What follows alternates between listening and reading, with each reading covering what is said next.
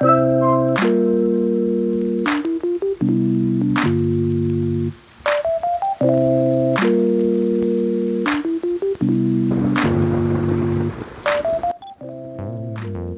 we think of reggae, we think of the lions. We see the dreadlocks icons like Bob Marley, Dennis Brown, and Burning Spear. We hear the booming voices of prophets who took Jamaica's message to the corners of the earth. But look closer at those old photographs.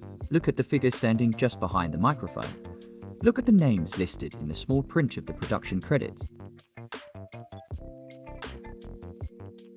For every king in reggae, there was a queen who held the throne. There were women who wrote the lyrics, women who financed the recordings, and women whose harmonies gave the music its spiritual soul. Yet, if you open a history book about Jamaican music today, their names are often footnotes. They were the architects of the sound, but they were locked out of the Hall of Fame.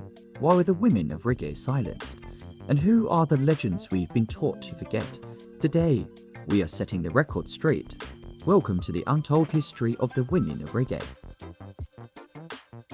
To find the beginning of this story, we have to go to a place you might not expect, a Catholic convent. Before reggae was even a genre, there was a woman named Sister Mary Ignatius Davis. For over 50 years, she ran the Alpha Boys School. She wasn't just a nun.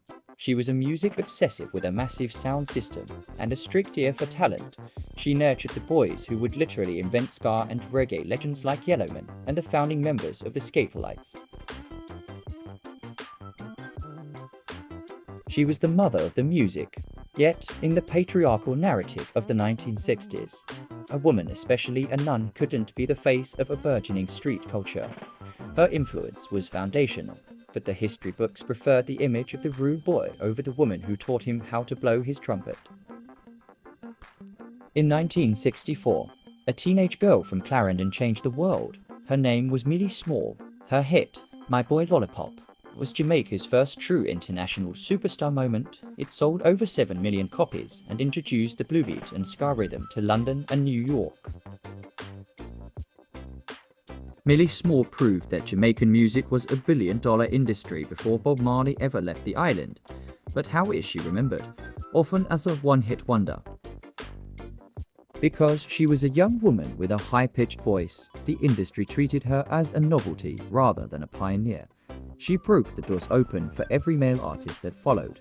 Yet she died in 2020 without the global accolades her male peers received. The industry took her rhythm, made millions, and then moved on to the tougher male image of reggae.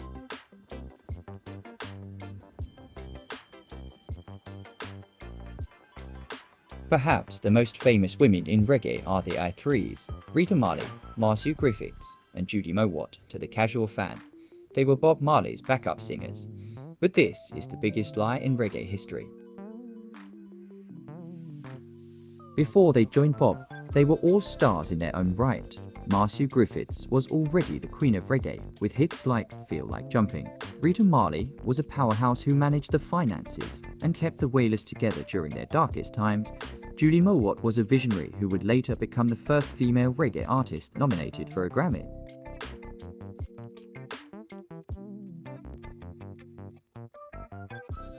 They were just background noise.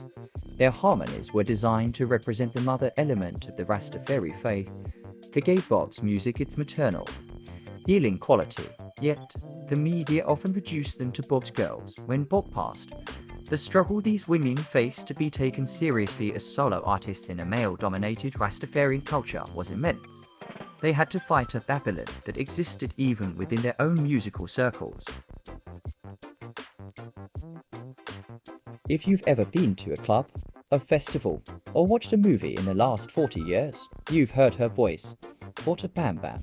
Sister Nancy is the author of the most sampled reggae song of all time. But for over 30 years, she didn't receive a single cent in royalties. Why? Because the industry at the time didn't respect a female DJ or rapper. In the early 80s, dancehall was a man's sport. It was about clashing and bravado. Sister Nancy stepped into that space and dominated it with a style that was cooler and more conscious than her male counterparts. Yet, She was forced to move to New Jersey and work as a bank teller while her voice was being played in stadiums around the world. Her erasure wasn't just historical, it was financial.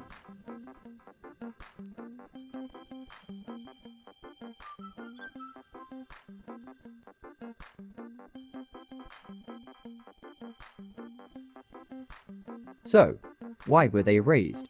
The answer is a mix of the industry's hunger for a specific rebel male image and the deep-seated patriarchy of the time. Reggae was marketed to the West as a third world revolution, and the face of that revolution was decided to be a man with dreadlocks and a guitar.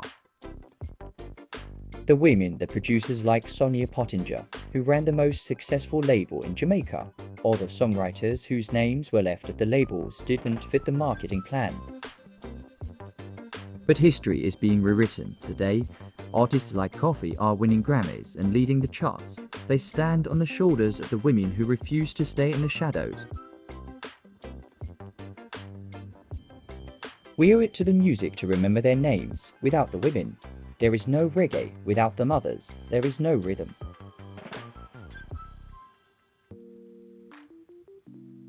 Who is your favorite female reggae artist? Is there a legend we missed? Let's celebrate them in the comments below. If you found this history lesson important, please like this video and share it. It's time to give the queens of reggae their flowers. One love, respect, and we'll see you in the next one.